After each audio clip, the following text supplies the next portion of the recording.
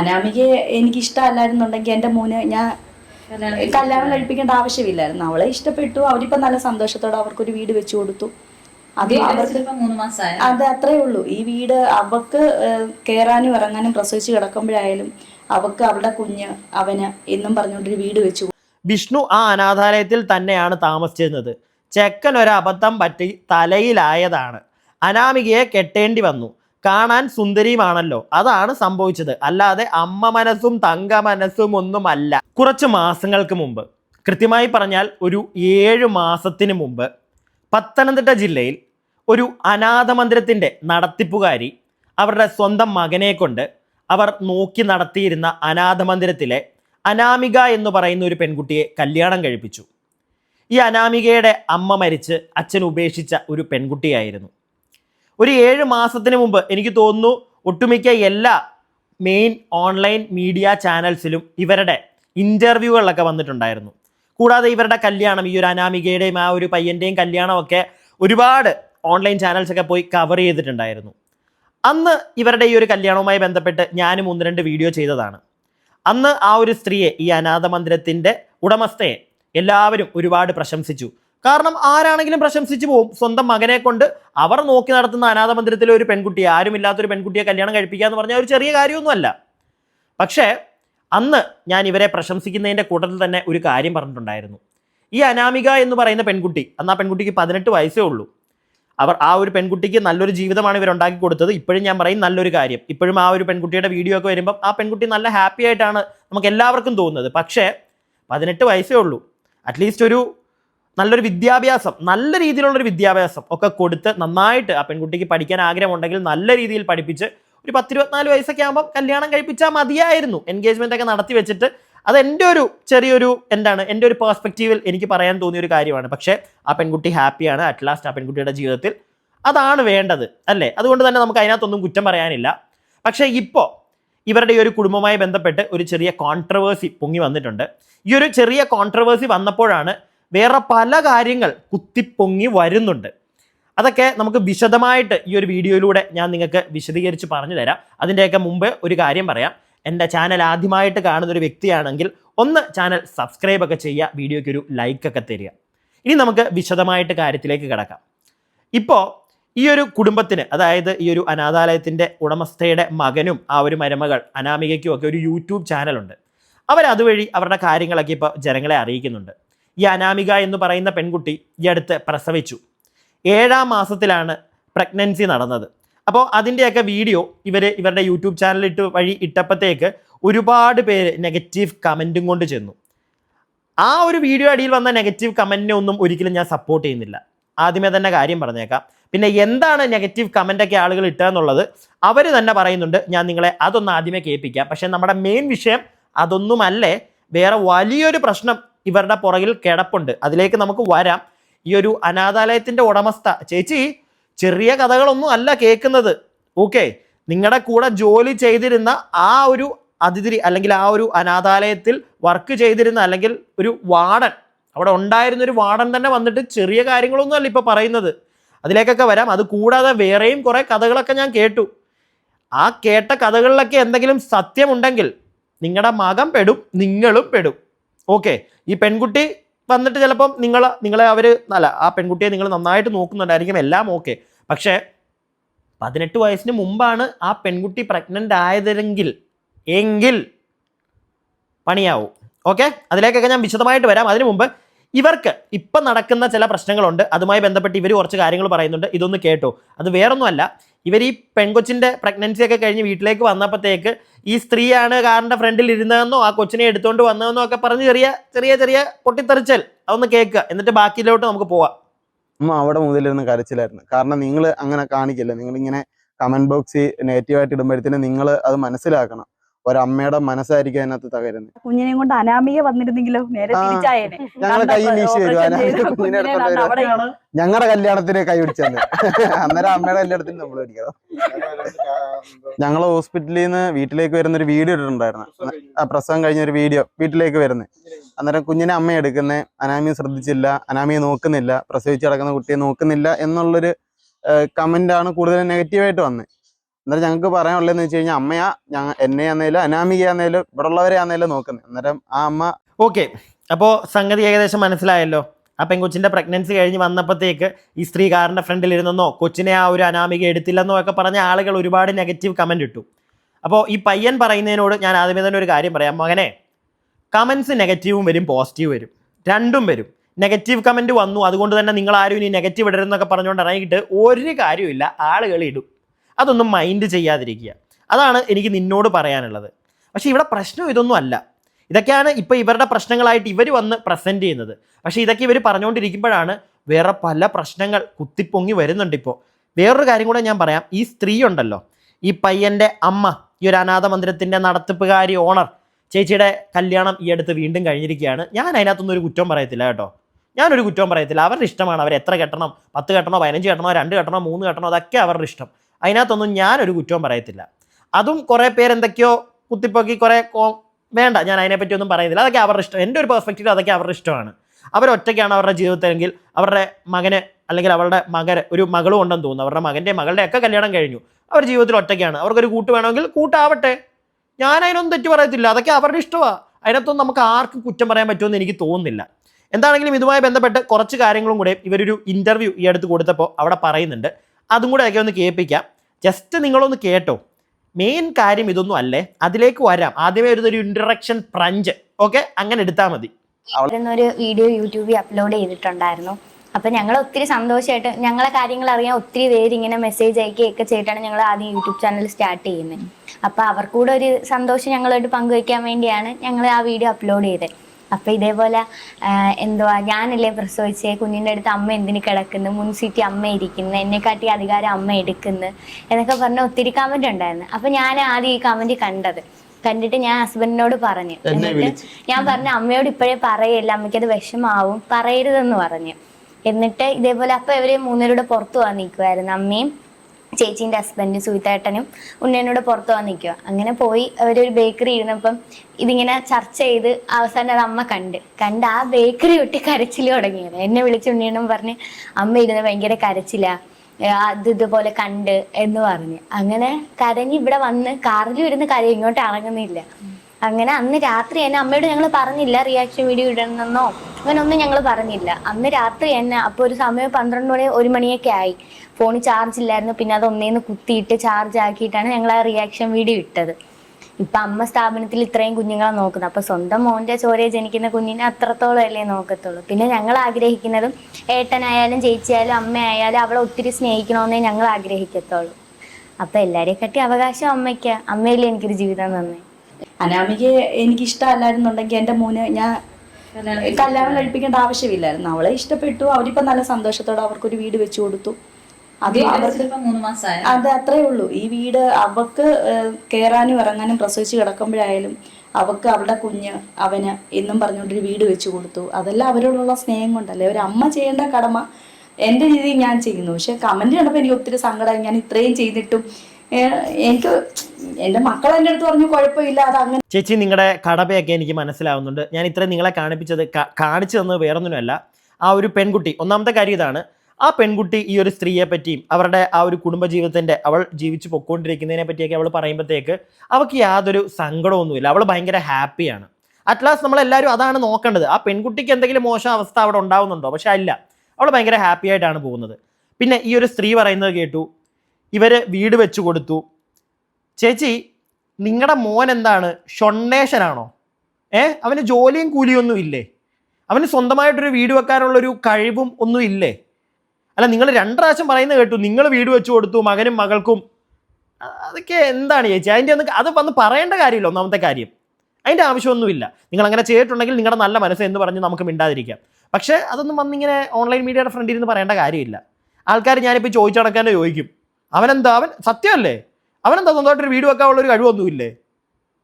ചെറുപ്പം തൊട്ട് വളർത്തിയ അമ്മ തന്നെ വെച്ചു കൊടുക്കണോ മകനൊരു വീട്? മകൻ കല്യാണം കഴിച്ചൊരു മകന് വീട്? അവനൊരു ഒന്നുമില്ലേ അവന്? അല്ല, അറിയാൻ പാടില്ലായിട്ട് ചോദിക്കുക. പോട്ടെ, അതൊന്നും നമ്മളെ ബാധിക്കുന്ന കാര്യമല്ല. പക്ഷേ നമ്മളെ എല്ലാവരെയും ബാധിക്കുന്ന കുറച്ച് കാര്യങ്ങളുണ്ട്. ഒരു കമൻറ്റ്, ഒരു വീഡിയോ അടിയിൽ വന്നൊരു കമൻറ്റാണ്, ഞാനൊന്ന് വായിച്ചു തരാം. മിസ്റ്റർ ഗായ്സ്, ഇതൊരു ഉഡായിപ്പ് ഗർഭമാണ്. പ്രഗ്നൻസി ബിഫോർ മാരേജ് ഒക്ടോബർ 24 കല്യാണം. അതായത് ഈ പെൺകുട്ടിയുടെയും അനാമികയുടെയും ആ പയ്യൻ്റെയും കല്യാണം ഒക്ടോബർ 24 ജൂൺ 1 ഡെലിവറി. എങ്ങനെ നോക്കിയാലും 7 മാസം. 7-ാം മാസം കൊച്ച് പ്രഗ്നൻ്റ് ആയി എന്നാണ് പറയുന്നത്. അപ്പോൾ എന്തായാലും പിന്നെ മാസം തികയാതെ പ്രസവിച്ച കുട്ടീനെ പോലെ തോന്നുന്നുണ്ട് കൈസിന് ഈ വാവയെ കണ്ടിട്ട്. ഒരിക്കലും പ്രീടേം ബേബിയെ 4th day of delivery discharge ചെയ്യില്ല. ഞാനത് അന്വേഷിച്ചു, ഒരിക്കലും അത് ചെയ്യില്ല. മിനിമം 1-2 മാസമെങ്കിലും കുട്ടിയെ ഹോസ്പിറ്റലിൽ കിടത്തുമെന്നാണ് ഞാൻ അറിഞ്ഞത്. എനിക്ക് കിട്ടിയൊരറിവ്. എന്നെക്കാട്ടിലും നന്നായിട്ട് ചിലപ്പോൾ ഈ ഒരു കാര്യത്തിൽ അറിവുള്ള ആളുകൾ കാണും, ഒന്ന് പറയുക. മെച്ചുവർ ആവാതെ ഈ 7-ാം മാസത്തിലൊക്കെ പ്രസവിച്ചു കഴിഞ്ഞാൽ ഒരിക്കലും 4-മത്തെ 5-മത്തെ ഒന്നും ദിവസം ആ ഒരു കുഞ്ഞിനെ പറഞ്ഞ് വീട്ടിലേക്ക് വിടില്ല എന്നാണ് നമുക്കറിയാൻ സാധിച്ചത്. പക്ഷേ ഇവരുടെ കേസിൽ 7-ാം മാസം ഈ ഒരു അനാമിക പ്രഗ്നൻ്റ് ആവുന്നു, പ്രഗ്നൻ്റ് അല്ല, ആ ഒരു കുട്ടി പ്രസവിക്കുന്നു. അതിനുശേഷം ഈ കുഞ്ഞിനെ വീട്ടിലേക്ക് കൊണ്ടുവരുന്നു 4-ാം ദിവസം. ഇതൊക്കെയാണ് അവിടെ സംഭവിച്ചിരിക്കുന്നത്. ഇതൊക്കെ എങ്ങനെ സംഭവിച്ചു? 4th day of delivery discharge ചെയ്യില്ല, ഇത്രയും വെയിറ്റ് ഉണ്ടാകില്ല, ആഫ്റ്റർ കെയർ നന്നായിട്ട് കൊടുക്കുകയും വേണം. വിഷ്ണു ആ അനാഥാലയത്തിൽ തന്നെയാണ് താമസിച്ചിരുന്നത്. ചെക്കൻ ഒരു അബദ്ധം പറ്റി തലയിലായതാണ്. അനാമികയെ കെട്ടേണ്ടി വന്നു. കാണാൻ സുന്ദരിയുമാണല്ലോ, അതാണ് സംഭവിച്ചത്. അല്ലാതെ അമ്മ മനസ്സും തങ്ക മനസ്സും ഒന്നുമല്ല.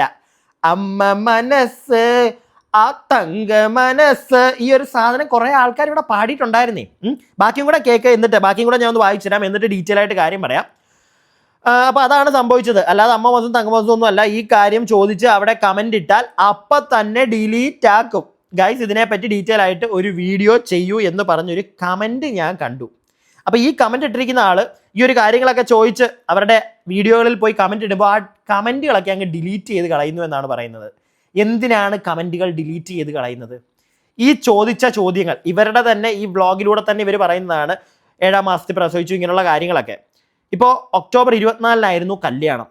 അപ്പോൾ കല്യാണം കഴിഞ്ഞ് ആ ഒരു മാസം തന്നെ ഇവർ തമ്മിൽ എന്തെങ്കിലുമൊക്കെ ആയിട്ടുണ്ടെങ്കിൽ തന്നെ അടുത്ത മാസമല്ലേ പ്രഗ്നൻ്റ് ആവത്തുള്ളൂ. എൻ്റെ ചെറിയ അറിവ് വെച്ചാണ് ഞാൻ ഈ പറയുന്നത്. കൂടുതലായിട്ട് അറിയാവുന്ന ആളുകൾ പറ, അടുത്ത മാസമല്ലേ എങ്ങനെയാണെങ്കിലും ആവത്തുള്ളൂ. അങ്ങനെയാണെങ്കിൽ പോലും കണക്ക് ശരിയാവുന്നില്ലല്ലോ. നിങ്ങളൊന്ന് ആലോചിച്ചേ, എന്തോ ഒരു പെശകില്ലേ? അങ്ങനെയാണെങ്കിൽ തന്നെ ആ ചെറുക്കനും ഈ ചേച്ചിയൊക്കെ പെടും.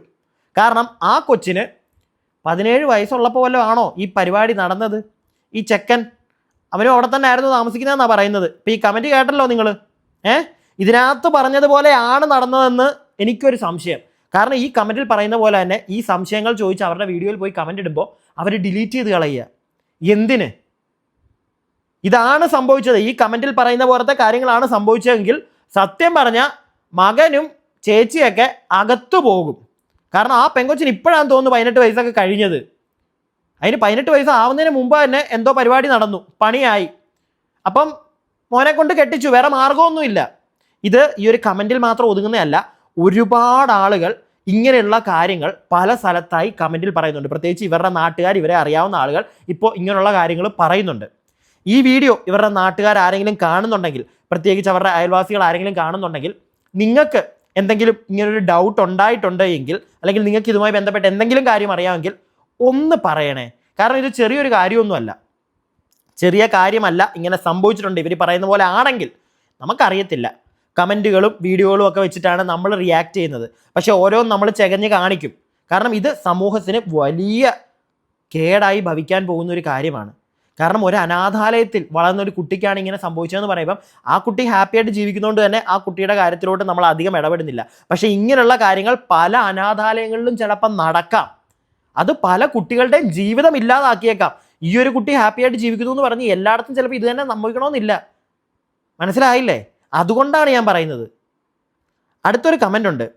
നിഷ ശശിധരൻ ആട്ടെ, 7-ാം മാസം കൊണ്ട് ആ പെൺകുട്ടി ഇവളുടെ മരുമകൾ എങ്ങനെ പ്രസവിച്ചു എന്നൊന്ന് പറഞ്ഞേ. ഇതാണ് പല ആളുകളും പറയുന്നത്. ഇങ്ങനെയുള്ള ഒരുപാട് കമൻറ്റുകൾ പല സ്ഥലത്ത് വരുന്നുണ്ട്. ഇതൊക്കെ പോട്ടെ, ഞാൻ നിങ്ങൾക്ക് ഒരു ഫേസ്ബുക്ക് പോസ്റ്റ് ഇവിടെ കാണിച്ചു തരാം. ഇവരുടെ ഈ ഒരു സ്ത്രീയുടെ ഈ ഒരു അനാഥാലയത്തിൽ വാർഡനായിട്ട് നിന്നിരുന്ന ഒരു സ്ത്രീ ഒരു ഫേസ്ബുക്ക് പോസ്റ്റ് ഇട്ടിട്ടുണ്ട്. ഞാൻ അതും കൂടെ ഒന്ന് വായിച്ചു തരാം. കുറച്ച് വായിക്കാം, ബാക്കി ഞാനിവിടെ വെച്ചേക്കാം. നിങ്ങൾക്ക് താല്പര്യമുള്ളവർക്ക് സ്ക്രീൻഷോട്ട് എടുത്തിട്ട് വായിച്ച് നോക്കാം. ഞാൻ ഇനി പറയുന്നതിനകത്ത് എന്തെങ്കിലും കള്ളത്തരം ഉണ്ടെന്ന് നിങ്ങൾക്ക് തോന്നുകയാണെങ്കിൽ. അപ്പോൾ സന്ധ്യ പല്ലവി എന്ന് പറയുന്ന സ്ത്രീ എഴുതിയിട്ടിരിക്കുന്നതാണ്.